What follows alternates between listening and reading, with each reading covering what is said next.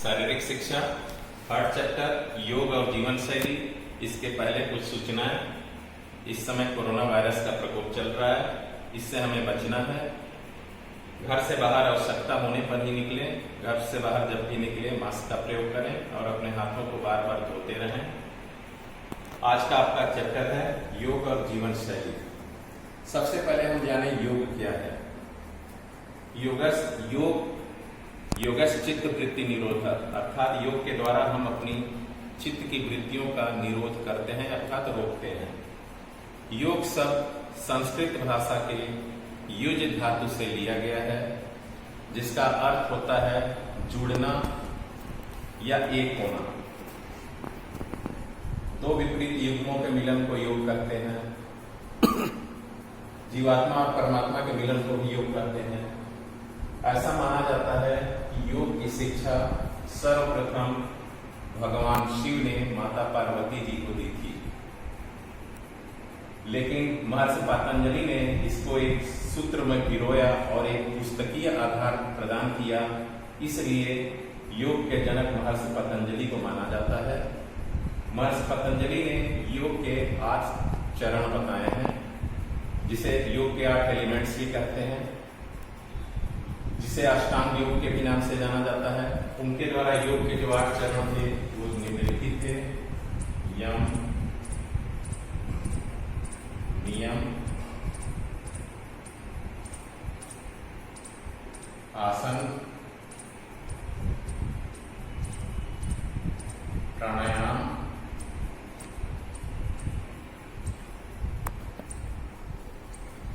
प्रत्याहार,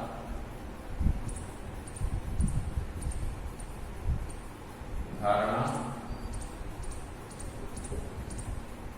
ध्यान,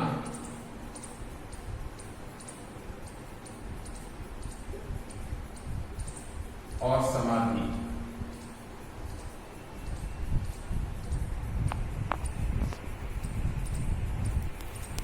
इसे अष्टांग योग के नाम से जाना जाता है। कुछ लोग आसन को ही योग मानते हैं, जो गलत है। आसन अष्टांग योग का तीसरा एलिमेंट्स है। पतंजलि के अनुसार यम के 5 प्रकार बताए गए हैं, अर्थात 5 तरह के यम होते हैं। ये है अहिंसा, सत्य, अस्तेय, अपरिग्रह,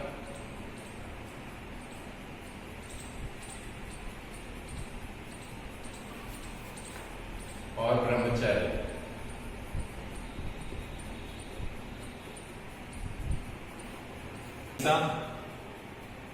मन और वचन और कर्म से किसी भी प्राणी को कष्ट न देना अहिंसा कहलाता है।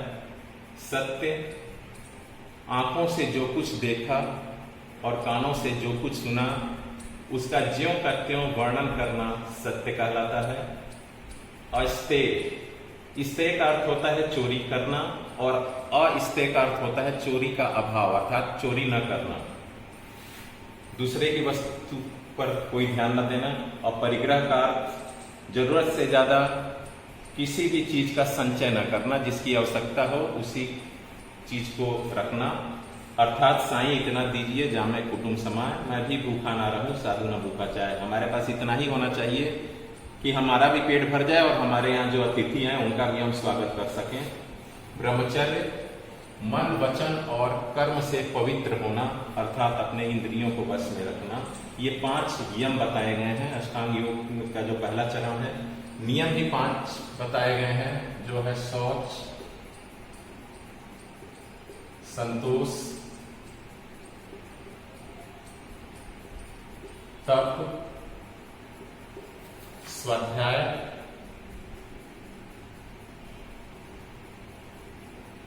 और ईश्वर प्रणिधान।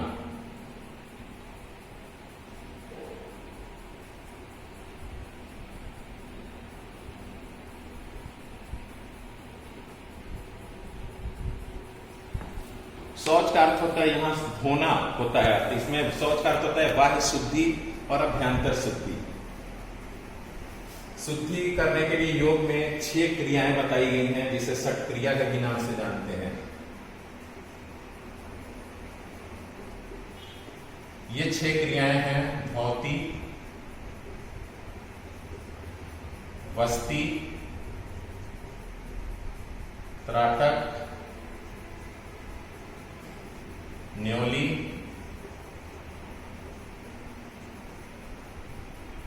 कपालभाति,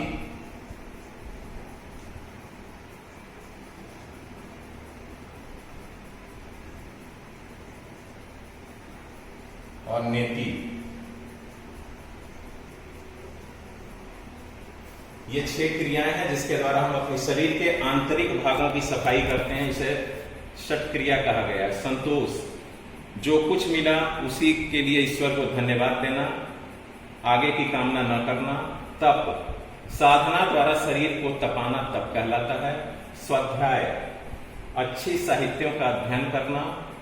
ईश्वर परिणिधान, अपने आप को ईश्वर में समर्पित करना कि ईश्वर जो करेंगे ठीक ही करेंगे, ईश्वर प्रणिधान कहलाता है। आसन, स्थिर सुखम आसनम, जिस स्थिति में हम आराम से थोड़ी देर बैठ सकें उसे हम आसन कहते हैं। आसन के 3 प्रकार होते हैं, जो है ध्यानात्मक आसन,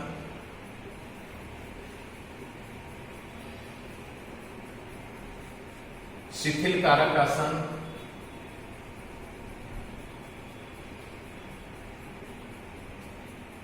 और विकासात्मक।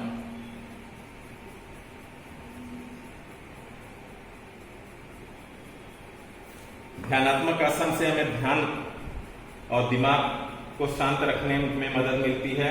शिथिल कारक आसन, जब हमें थकान का अनुभव होता है तो शिथिल कारक आसन हम करते हैं, जिससे हमें थकान की अनुभव कम होती है और हम रिलैक्स में आ जाते हैं। शिथिल कारक को रिलैक्स आसन भी कहते हैं। और इसके अलावा जितने भी और आसन होते हैं वो शरीर संवर्धनात्मक या विकासात्मक आसन कहलाते हैं, जिससे हमारा शरीर विकसित होता है। योग का जो चौथा एलिमेंट्स है वो है प्राणायाम।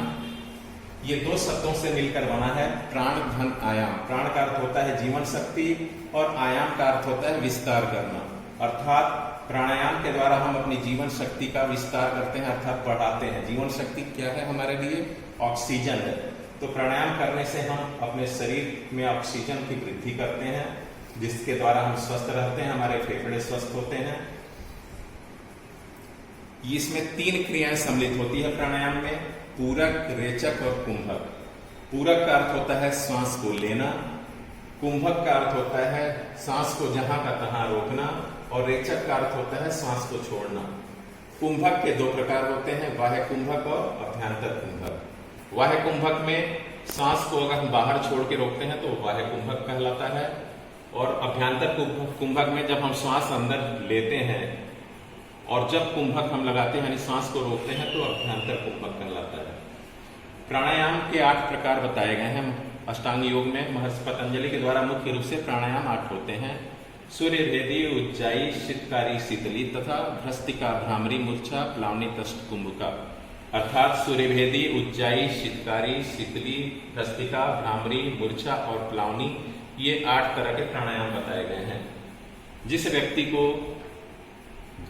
ठंडी अधिक लगती हो उसे सूर्यभेदी और भस्त्रिका प्राणायाम करना चाहिए, और जिस व्यक्ति को गर्मी अधिक लगती हो उसे शीतली और शीतकारी प्राणायाम करना चाहिए, इससे उसे लाभ मिलेगा। जो व्यक्ति गायन में रुचि रखते हो, संगीत में रुचि रखते हो, विशेषकर से गायन में, उन्हें उज्जाई प्राणायाम का अभ्यास करना चाहिए। इससे गला स्वर खुलता है और उनकी जो सुर जो है सुरीली होती है। थायराइड व्यक्तियों को भी उज्जाई प्राणायाम का अभ्यास करना चाहिए। प्रत्याहार उसके आगे की कड़ी है। ये 3 को हठ योग कहा जाता है, और ये 3 राजयोग। प्रत्याहार को हठ योग और राजयोग के बीच में एक कड़ी के रूप में माना जाता है। जब इसमें एक ही चीज पे हम ध्यान लगाते हैं और उसमें कुछ समय तक हमारा ध्यान लगने लगता है, वो है प्रत्याहार की स्थिति। दूसरी स्थिति उसके आगे की है जब प्रत्याहार का ही आगे का रूप है वो, जब उसकी स्थिति में और विस्तार होने लगता है, ध्यान पहले से कहीं अधिक लगने लगता है, तो वो धारणा की स्थिति होती है।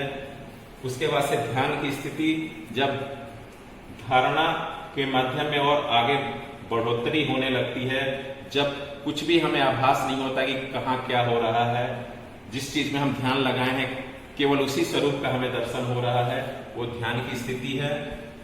और समाधि की स्थिति में ध्येय सीधे ईश्वर से साक्षात्कार होने लगता है। इसके द्वारा जिस स्थिति में जो लोग पहुंच जाते हैं, उनके द्वारा कही गई बातें सत्य साबित होने लगती हैं। वे भूत, भविष्य और वर्तमान तीनों में उनकी स्थिति ठीक होने लगती है। भूत, भविष्य, वर्तमान की वो व्याख्या करने लगते हैं, वो जानकारी रखने लगते हैं। उनके लिए समाधि की स्थिति ये हो जाती है और ईश्वर से साक्षात्कार होने लगता है। इस तरह से ये योग के 8 चरण महर्षि पतंजलि द्वारा बताया गया है, जिसे अष्टांग योग का नाम दिया गया है। धौती का अर्थ होता है धोना। धौती भी 2 तरह की होती है, वस्त्र धौती और दंड धौती। दंड धौती में कुंजल क्रिया या गजकरणी भी करते हैं, पानी पी करके हम और बाहर निकाल देते हैं पिए हुए पानी को, जिसके द्वारा हमारी अकड़ियों की सफाई हो जाती है। दंड धौती में ये होता है। वस्त्र धौती में एक 24 हाथ लंबा कपड़ा होता है, जिसको मुंह से निकलना होता है और फिर धीरे धीरे उस कपड़े को बाहर निकालना पड़ता है, जिससे कफ प्रदेश के हमारे दोष दूर होते हैं। नेति क्रिया इसमें और भी इंपॉर्टेंट है, जो आंख की रोशनी को बढ़ाती है। नेति भी 2 तरह की होती है, जल नेति और सूत्र नेति। नेति के लिए भक्ति सागर में कहा भी गया है, दांत, कान और नाक का रोग न व्यापे कोय, उज्जवल होए मैं नहीं नित्य नेति कर सोए। अर्थात जो व्यक्ति नेति का अभ्यास करते हैं, उन्हें नाक, कान, आंख और दांत के रोगों से छुटकारा मिल जाता है। सप्ताह में 2 दिन ये नेति क्रिया अवश्य करनी चाहिए। आज आपका विषय भी है योग और जीवन शैली, और इस समय योग सभी समुदाय के लिए एक आवश्यक बन गया है इस कोरोना वायरस के कारण, क्योंकि इससे बॉडी की रेजिस्टेंस पावर बढ़ाई जा सकती है। अतः आज के युग में योग के बिना हम जीवन की कल्पना भी नहीं कर सकते हैं। इसीलिए विशेष रूप से प्रतिदिन 10 मिनट का योग अभ्यास कीजिए और अपने जीवन में इसको उतारिए। जीवन शैली का अर्थ होता है जीवन जीने की कला। हम किस तरह से अपने जीवन को जी रहे हैं, यही इसमें हमें पढ़ना है।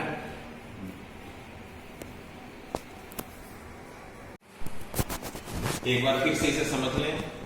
योग क्या है?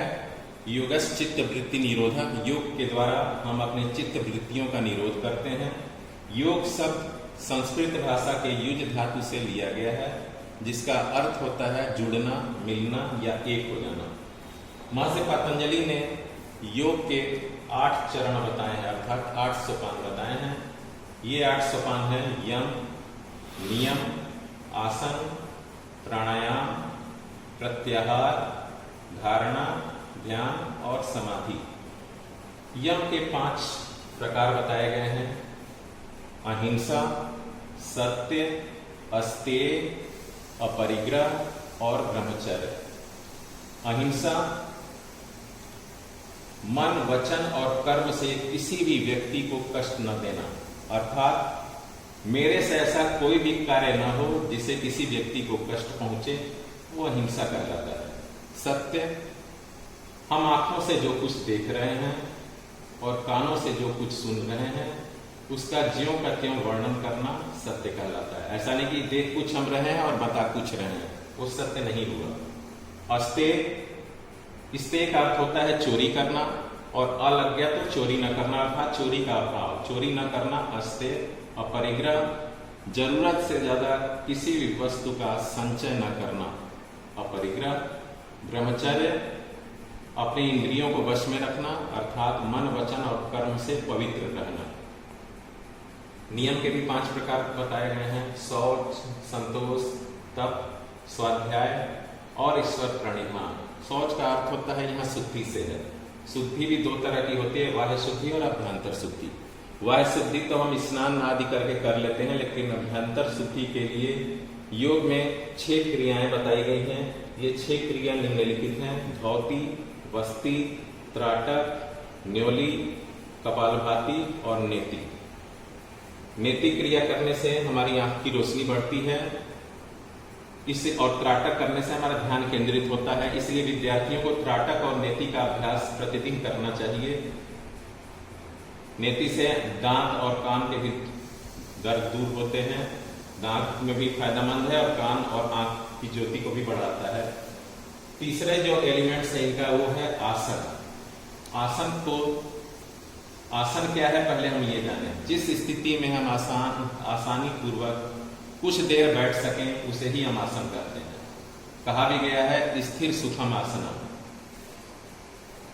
ध्यानात्मक आसन, शिथिल कारक आसन और विकासात्मक आसन, ये 3 आसन के प्रकार हैं। ध्यानात्मक आसन में पद्मासन हो गया, स्वास्तिक आसन हो गया, और शिथिल कारक आसन में है मकर आसन और शवासन। जब आसन करते समय हमें थकान की अनुभूति होने लगती है तो कुछ देर हम शिथिल कारक या विश्रामात्मक आसन करते हैं, ताकि हमें पुनः ऊर्जा मिल सके और हम अगला आसन कर सके। और बाकी जो आसन होते हैं उसे हम शरीर संवर्धनात्मक आसन या शरीर विकासात्मक आसन करते हैं। उसके बाद है प्राणायाम। चौथा एलिमेंट्स जो है वो प्राणायाम है। प्राणायाम है क्या? तस्मिन् सति श्वास प्रश्वास योर्गति विच्छेदक प्राणायाम। तस्मिन् सति अर्थात उस स्थिति में, उस स्थिति का अर्थ है यहाँ आसन की स्थिति में। आसन की स्थिति में श्वास प्रश्वास की गति पर नियंत्रण करना ही प्राणायाम है। प्राणायाम भी 8 प्रकार के बताए गए हैं। सूर्यभेदी, उज्जाई, शीतकारी, शीतली, भ्रस्तिका, भ्रामरी, मूर्छा और प्लावनी। ये 8 तरह के इस तरह से प्राणायाम हो गए। जिन व्यक्तियों को गर्मी अधिक लगती हो उन्हें शीतली और शीतकारी प्राणायाम का अभ्यास करना चाहिए, और जो व्यक्ति सर्दी आदि से पीड़ित रहते हों उन्हें सूर्यभेदी और भ्रस्तिका प्राणायाम का अभ्यास करना चाहिए। जो व्यक्ति संगीत में रुचि रखते हों, विशेषकर से गायन में, उन्हें उज्जाई प्राणायाम का अभ्यास करना चाहिए, क्योंकि उज्जाई प्राणायाम करने से स्वर खुल जाता है। थायराइड के व्यक्तियों को भी उज्जाई प्राणायाम लाभदायक है। उसके बाद से है प्रत्याहार। प्रत्याहार प्राणायाम की बात की अवस्था है जब किसी चीज पे हम कुछ थोड़ी देर ध्यान लगाते हैं तो वो स्थिति प्रत्याहार की कहलाती है। धारणा, उसी स्थिति में जब हम थोड़ी और आगे बढ़ते हैं, यानी जब हमारा ध्यान 2 मिनट से 4 मिनट तक लगने लगा, वो धारणा की स्थिति कहलाती है। उससे जब हम आगे बढ़ते हैं, जब हमारा ध्यान काफी देर तक लगने लगा, किसी चीज पे हम काफी देर तक कंसंट्रेशन कर रहे हैं, तो वो ध्यान की स्थिति है। और उस स्थिति में जब हम पहुंच जाते हैं, जब हमें बाहर क्या हो रहा है उस घटना का आभास न हो, जिसमें हम ध्यान लगाए हैं उसी के होके रह जाते हैं, वह स्थिति समाधि की स्थिति होती है। प्रथम 3 जो है यम, नियम, आसन और प्राणायाम, ये 4 को हठ योग कहा गया है। प्रत्याहार को इन दोनों के बीच की कड़ी के रूप में माना गया है। धारणा, ध्यान, समाधि को राजयोग। इस तरह से हठ योग और राजयोग के बीच में जो कड़ी का कार्य करता है वो प्रत्याहार करता है। तो ये है आज योग का सामूहिक जानकारी। इसके बाद जीवन शैली क्या है, जीवन जीने की कला है। इसमें आपको कई सारी बीमारियां और उसमें कौन से, उस बीमारी में कौन सा आसन कराना है वो आपको बताना है। उसमें बताना है सिलेबस से मोटापा हटा दिया गया, अर्थात मोटापे में कौन कौन सी बीमारी का प्रयोग होना है वो आपको नहीं पढ़ना है। इसमें अस्थमा में कौन सी, अस्थमा क्या है इसके बारे में हमें जानकारी लेनी है। और जब अस्थमा हो तो उसमें कौन से आसन गुणकारी हो सकते हैं, लाभ प्रदान कर सकते हैं, ये हमें पढ़ना है। इसलिए आजकल के समय में योग जो है सभी के लिए एक आवश्यक, एक अभिन्न अंग बन गया है। आजकल विशेषकर ये कोरोना वायरस के समय में हर समुदाय, चाहे वो किसी भी समुदाय का व्यक्ति क्यों न हो, योग को अपना रहा है। कम से कम 10 से 15 मिनट योगाभ्यास कर रहा है, ताकि उसकी बॉडी की रेजिस्टेंस पावर बढ़ सके और वो इस बीमारी से अपने आप को बचा सके। इसीलिए आप लोग भी कम से कम 10 से 15 मिनट रोज योग का अभ्यास करें घर पे। पहले योग का अभ्यास साधारण आसनों से करें। ऐसा नहीं कि पहले ही दिन हमें चक्रासन का अभ्यास करने लगे तो उससे हमारी मसल्स फूल हो सकते हैं, चोट लग सकती है। इसीलिए साधारण आसन जैसे तड़ासन हो गया, उत्कट आसन हो गया, लेट के करने वाले आसनों में भुजंगासन हो गया, शलभ आसन हो गया, इसका अभ्यास करें। धन्यवाद।